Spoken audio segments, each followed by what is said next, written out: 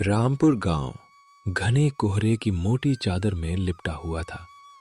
अमीरों के पक्के घरों की चिमनियों से धुआं उठ रहा था। अंगीठियों में आग जल रही थी, लेकिन गांव के आखिरी छोर पर एक ऐसी झोपड़ी थी जिसमें ठंड मानो कहर बनकर आई हो। हरिशंकर के पास एक पुरानी पतली रजाई थी जिसे वह, उसकी पत्नी सावित्री और दोनों बच्चे बारी बारी से ओढ़ते थे। सावित्री, जिसकी आंखों में बेबसी साफ झलक रही थी, ठंडे चूल्हे के पास बैठी थी। चूल्हा ठंडा था क्योंकि घर में जलाने को कुछ भी नहीं था। हरिशंकर जी, आप फिर बाहर जा रहे हो। इतनी ठंड है और घर में एक दाना भी नहीं बचा है। कल रात भी बच्चों को बस पानी और एक सूखी रोटी खिलाकर सुलाना पड़ा। मैं क्या करूं सावित्री, सेठ को देर बिल्कुल पसंद नहीं। अगर आज देरी हुई तो मेरी बची खुची मजदूरी भी काट लेगा। उसकी समोसे की दुकान के बिना गांव की सुबह नहीं होती। उसी समय 7 साल की गुड़िया और उसका बड़ा भाई मोहन रजाई से बाहर निकल आए।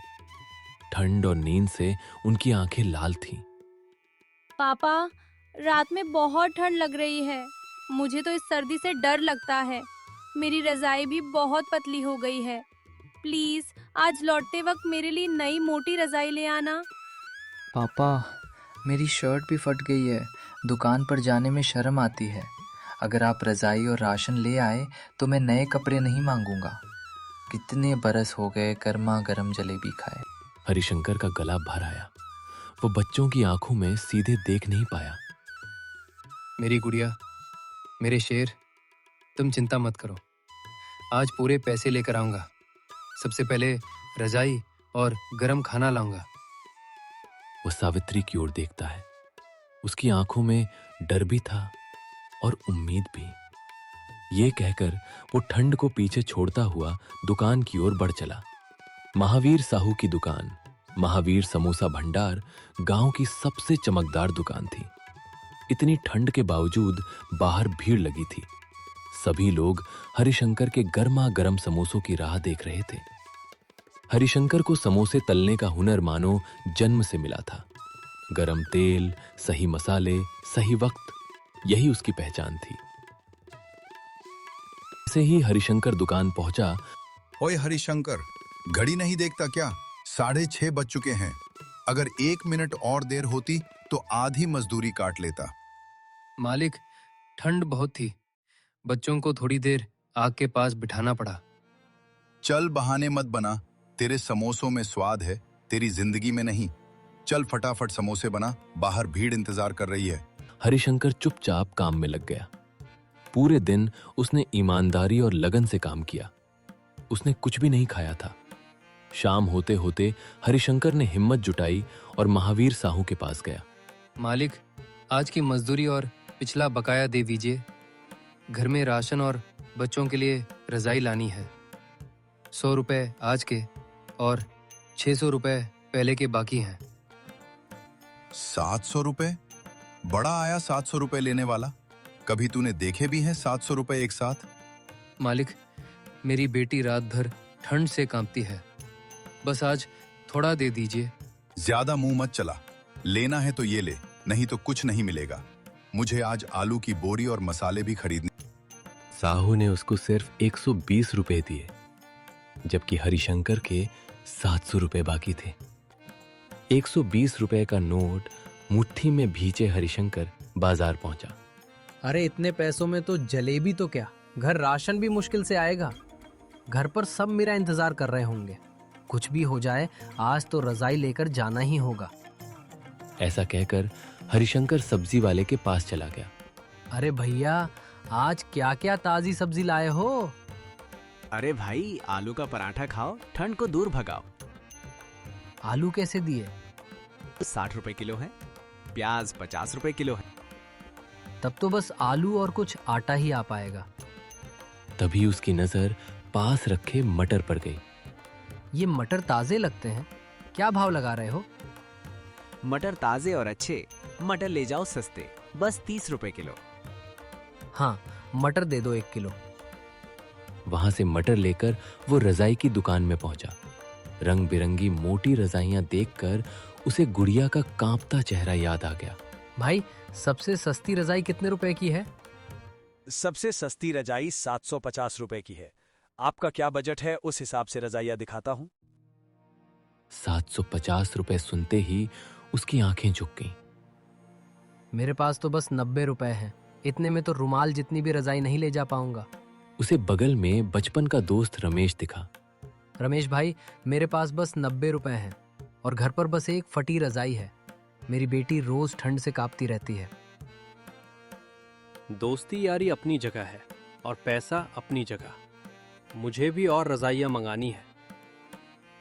देख रमेश, सेठ जी के पास 700 रुपए पड़े हैं। जब वो मुझे पैसे दे देंगे तब मैं तुझे पैसे दे दूंगा। देख ना भाई, कुछ हो सके तो। मैं झूठ नहीं बोल रहा। तूने भी मेरी बहुत मदद की है। ये रजाई तू ले जा। जब पैसे आए तब लौटा देना। रमेश ने बिना पैसे लिए ही एक मोटी रजाई उसे थमा दी। रजाई लेके हरिशंकर बहुत खुश। घर पहुंचते ही बच्चे खुशी से उछल पड़े। पापा आ गए, पापा आ गए। अच्छा हुआ आप रजाई ले आए, अब मुझे ठंड नहीं लगेगी। आप तो कह रहे थे सेठ ने आपको बस 120 रुपए दिए हैं, तो फिर आप ये सब कैसे लाए? दोस्ती ने बचा लिया सावित्री। आज वो रमेश मिल गया था, उसी से उधार में रजाई लाया हूँ। आप वहाँ क्यों काम करते हैं जहाँ आपकी कोई इज्जत नहीं? आप अपनी समोसे की दुकान खुद क्यों नहीं खोल लेते? अभी तो पेट भर खाने के लिए भी पैसे नहीं है। समोसे की दुकान के लिए गैस, बर्तन और ठेला कैसे लाएंगे? अरे कल आप सेठ से बोल देना कि अब आपको वहाँ काम नहीं करना। अपना पूरा पैसा लेकर आ जाना। थोड़े पैसे मैं अपने पिताजी से मंगा लेती हूँ, करीब 3000। उस रात रजाई पाकर गुड़िया और मोहित चैन की नींद सो रहे थे, लेकिन हरिशंकर रात भर सेठ जी के बारे में ही सोचता रहा। अगले दिन हरिशंकर समय से पहले ही दुकान पहुंच गया और अपना सारा काम ईमानदारी से किया। शाम को वो सेठ से मिलने गया। मालिक, मेरा पूरा हिसाब कर दीजिए। तेरी इतनी औकात कि तू मुझे बोलेगा? ले ये 50 रुपए और निकल यहाँ से। काम करना है तो कर, वरना लाइन में बहुत लोग खड़े हैं। मालिक ऐसा मत कीजिए। घर पर सब मेरी राह देख रहे हैं। कल भी बस एक वक्त का ही खाना खा पाए थे। महावीर साहू ने हरिशंकर को धक्का देकर दुकान से बाहर निकाल दिया। ठंड में ठिठुरता हुआ हरिशंकर उस 50 रुपए के नोट को देख रहा था, जो उसकी मेहनत की कीमत नहीं बल्कि उसकी लाचारी का मजाक था। घर के बाहर सावित्री इंतजार कर रही थी। हरिशंकर के चेहरे को देखते ही वो समझ गई कि क्या हुआ है। सावित्री, मैं हार गया। उस निर्दयी ने मुझे सिर्फ 50 रुपए देकर निकाल दिया। मेरे 700 रुपए, मेरी मेहनत, सब खा गया वो। अब हम क्या करेंगे? न राशन है, न दुकान का सामान लाने के पैसे। आंसुओं से पेट नहीं भरता। उसने आपको नौकरी से नहीं निकाला, बल्कि आपकी गुलामी से आजाद किया है। रोइए मत। मैंने अपने पिताजी से बात की थी। उन्होंने पड़ोस के गांव से 3000 रुपए भिजवाए हैं। वो पैसे कल सुबह तक मिल जाएंगे। 3000 रुपए? लेकिन सावित्री, वो तुम्हारे पिताजी की पेंशन के पैसे हैं। इज्जत से बड़ी कोई दौलत नहीं होती। कल सुबह सूरज उगने से पहले हम अपनी नई शुरुआत की तैयारी करेंगे। आप दुनिया को दिखा देंगे कि महावीर समोसा भंडार का असली स्वाद महावीर के पैसों में नहीं, आपके हाथों में था। अगली सुबह ब्रिजपुर गांव में एक नई उम्मीद की किरण लेकर आई। ते ही हरिशंकर सबसे पहले बाजार गया। उसने एक पुराना टूटा हुआ ठेला किराए पर लिया कि दुकान से मैदा, आलू, मटर और सबसे जरूरी चीज वो खास मसाले खरीदे जो सिर्फ हरिशंकर बनाना जानता था। पूरा परिवार एक टीम की तरह जुट गया। जैसे ही कढ़ाई में तेल गर्म हुआ और हरिशंकर ने पहला समोसा तेल में डाला, छन छन छन, उस आवाज के साथ पूरे घर में खुशबू फैल गई। ये खुशबू सिर्फ समोसों की नहीं, बल्कि उनकी आजादी की थी। दोपहर होते होते गांव के पुराने बरगद के पेड़ के नीचे हरिशंकर का छोटा सा ठेला सज गया। ठेले पर एक गत्ते पर लिखा था, हरिशंकर के स्पेशल मटर समोसे। शुरुआत में लोग ठेले को अनदेखा करके निकल रहे थे। सब महावीर की बड़ी दुकान की तरफ जा रहे थे। हे भगवान, क्या मैंने गलती कर दी? अगर आज समोसे नहीं बिके तो मैं सावित्री को क्या मुंह दिखाऊंगा? तभी हवा का एक झोंका आया और ताजे समोसों की महक लोगों तक पहुंची। अरे भाई, क्या खुशबू है। अरे, तूने अपनी दुकान लगा ली। चल भाई, एक समोसा खिला, देखूं तो सही तेरे हाथ का जादू अब भी चलता है या नहीं। हरिशंकर ने कांपते हाथों से 2 गर्मा गर्म समोसे और चटनी दी। पहला कौर खाते ही रामदीन की आंखें बंद हो गईं। वाह, अरे वाह भाई वाह, ऐसा स्वाद तो मैंने सालों में नहीं खाया।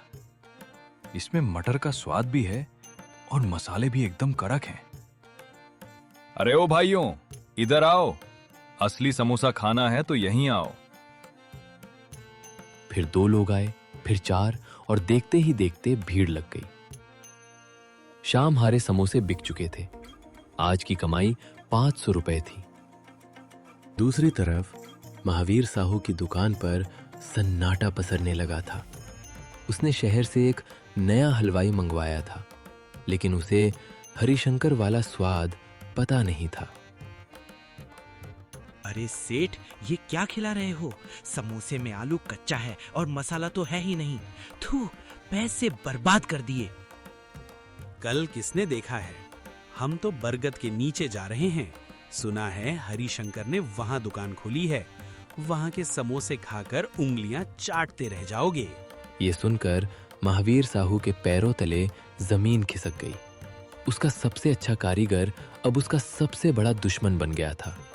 ईर्ष्या की आग उसके सीने में जलने लगी। हरिशंकर मेरे ही ग्राहकों को तोड़ेगा? इस गांव में सिर्फ मेरा सिक्का चलता है।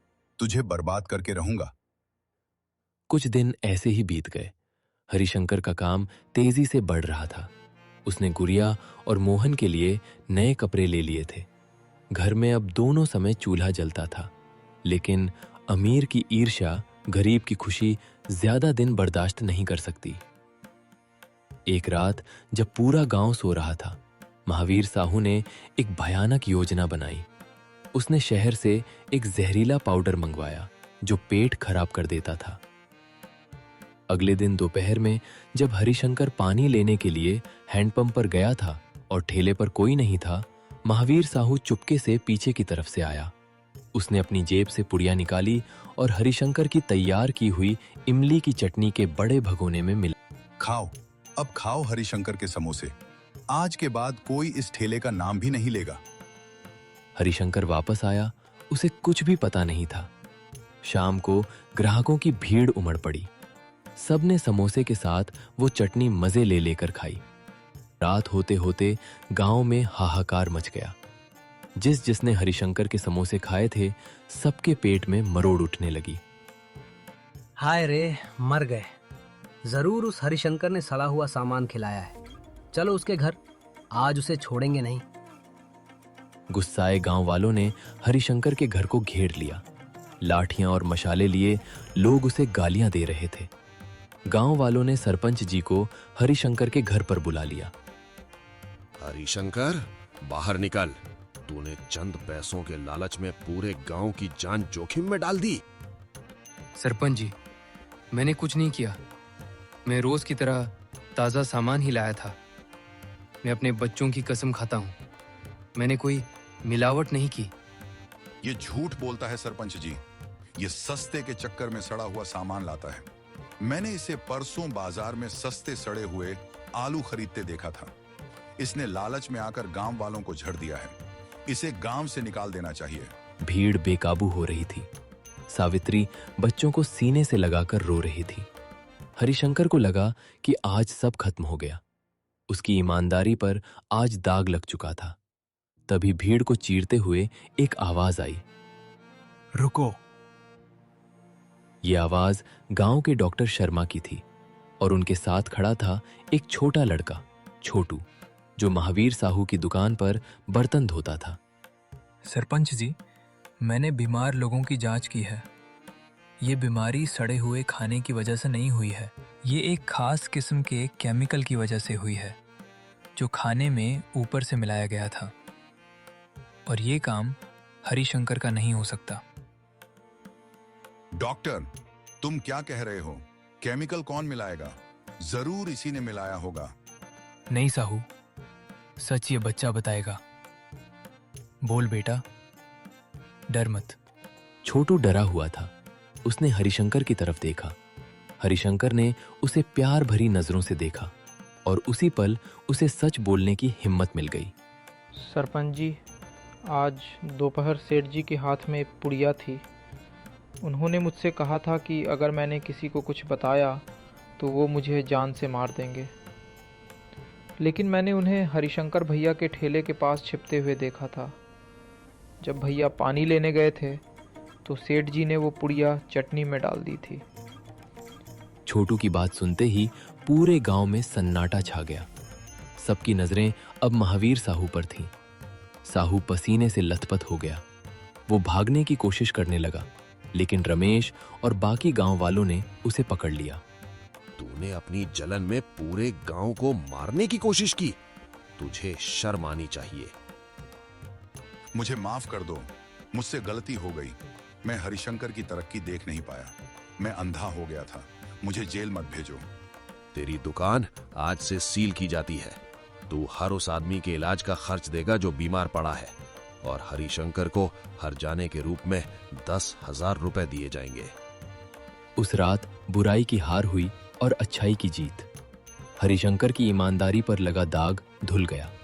अगले दिन से हरिशंकर के ठेले पर पहले से भी ज्यादा भीड़ लगने लगी। सावित्री ने भी अब हरिशंकर का हाथ बटाना शुरू कर दिया। कुछ महीनों बाद उसी बरगद के पेड़ के पास, जहां कभी एक छोटा सा ठेला लगा करता था, अब वहां एक पक्की दुकान खड़ी थी। बोर्ड पर लिखा था हरिशंकर समोसा कॉर्नर। हरिशंकर अब मालिक था, लेकिन उसने कभी किसी मजदूर के साथ बुरा व्यवहार नहीं किया। वो अक्सर रमेश और उस सब्जी वाले को मुफ्त में समोसे खिलाता, जिन्होंने बुरे वक्त में उसका साथ दिया था। गुड़िया और मोहन अब नए स्कूल यूनिफॉर्म पहनकर स्कूल जाते थे। ठंड का मौसम फिर आया, लेकिन इस बार हरिशंकर के घर में ना तो रजाई की कमी थी और ना ही चूल्हा ठंडा पड़ा था।